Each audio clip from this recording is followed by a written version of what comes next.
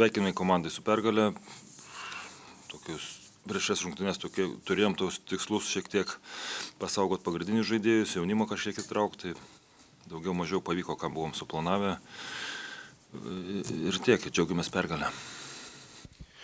Treneri, kiek jūs asmeniškai džiugina ir Deivido Sirvydžio labai sėkmingos individualios rungtynės, rezultatyvumo sezono rekordas, rezultatyvių perdavimų netgi karjeros rekordas, kalbant apie Lietuvos krepšinio lygą? Taip, tikrai džiugina. Smagu, kad Deivis nenuleidžia rankų, visą laiką įrodinėja, suprantu visą laiką jo situaciją, kad nėra ta pati geriausia, dabar paskutiniu metu dar šiek tiek sveikatos problemos kažkiek kamavo, taip kad tikrai smagu, kad jis šiandien davė didelį impulsą mums puolime ir sužiūrėtų tokias geras rungtynes, manau, čia bus tikrai geras impulsas.